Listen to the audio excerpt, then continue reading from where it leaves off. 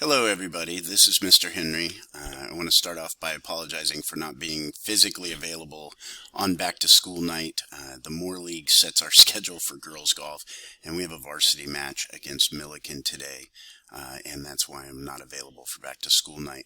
I will be sending out an email for a Zoom link. I will be hosting a Zoom meeting for any parents who would like to speak to me in person via Zoom on Monday night. The meeting will be hosted from 6 to 6:30 p.m.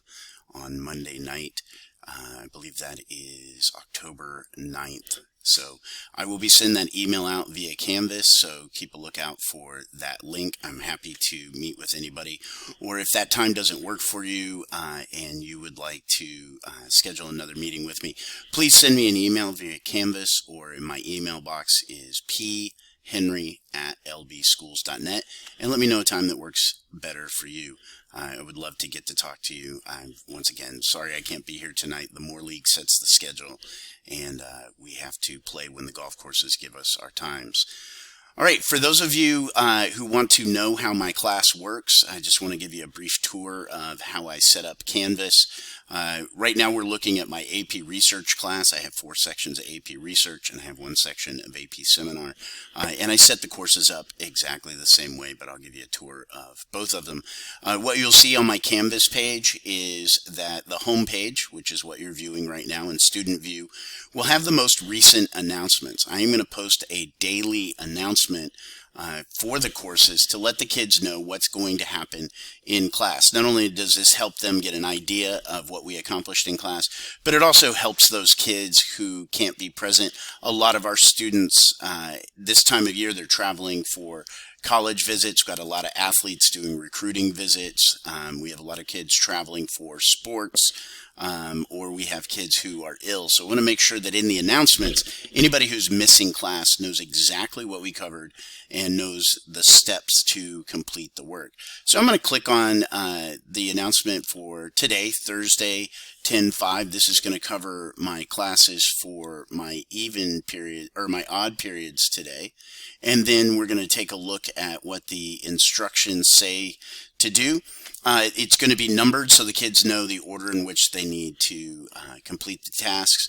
It says, number 1, please look at your grade for Prep Chapter 1. We had a little issue with the forced copies. Google did an update, and for some reason, your kids submitted the work properly. It just didn't take, so I'm letting the kids know how to correct that so I can get everybody's grades updated as quickly as possible. It was a Google glitch that they happen from time to time, but we're going to fix it so that everybody gets the grade they deserve.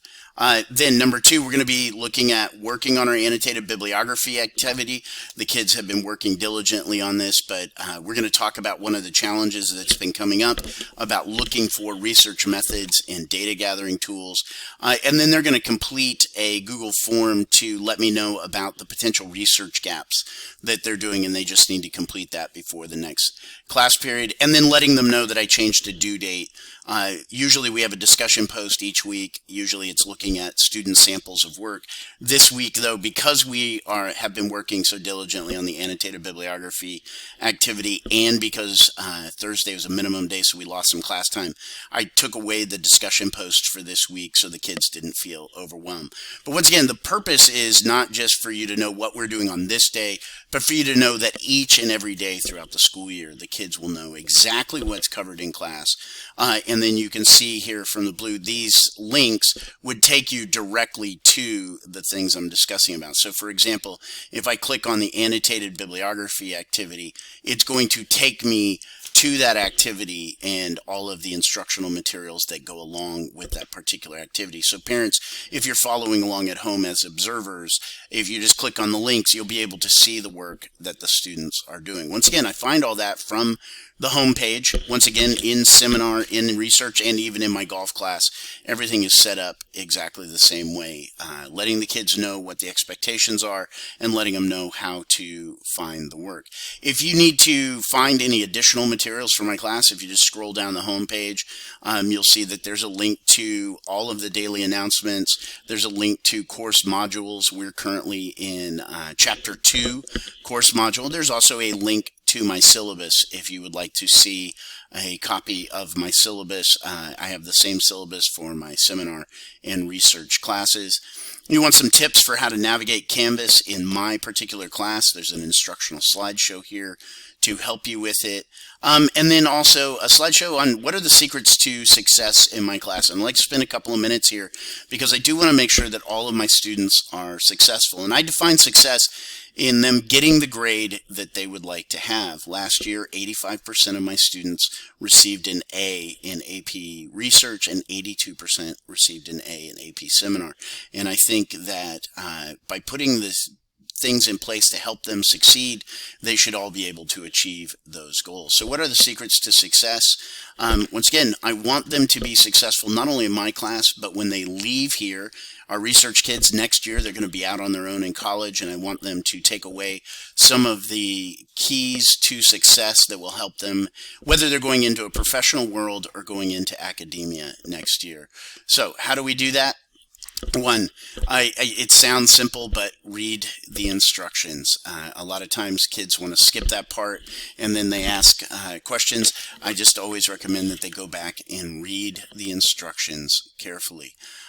Number two, ask questions. The kids who ask the most questions are the ones that are most successful. That doesn't necessarily mean that they're always going to get a direct answer. In AP Research and AP Seminar, they're usually going to get a question as a response. It has something to do with the curriculum model for AP Capstone, where we have to guide the students to finding a choice as opposed to just giving them the answer. But the kids who ask the most questions in my class or in their AP Calc class or in their college classes or of their bosses will be the ones that are most successful. So it's a good habit for all of us to practice. In addition to that, those students then need to identify what are the questions they need to ask and learn how to develop that. And sometimes it just starts with, hey, Mr. Henry, I don't know what question to ask. Can you help me? And starting to develop a list of questions that will help them succeed other than what do I need to do next. More about identifying which parts of the activities they don't understand, because asking questions is a skill that needs to be fostered just like any other academic skill. Also, there's a slideshow here to let you know what to do if you were absent, and it very clearly just tells you to go to the announcements, take a look at what we did and what instructional materials were covered, and look over those materials before you come to me with a question. If you come to me and say, hey, what did we do while we were gone? The first thing I'm going to do is direct you to the announcements. Some other things I want to cover that are highlights of my class and don't necessarily have to do with Canvas is that I allow my students to redo their work. If you take a look at my syllabus, you will see that I want to incentivize kids learning. I don't want to punish them because they didn't meet a particular deadline. I want to incentivize them to learn the material. So if a student makes a good faith effort to turn something in by the original due date, I'm going to take that incomplete work. I'm going to take a look at what the kid did and did not do. We're going to have a conversation, and then they have an opportunity to resubmit that work for me. And in Canvas, both in research and in seminar, and then also in golf, there's a whole module, and it's right at the top, and it explains my student work resubmission policy. So there are some written documents and a video in there to explain what the policy is.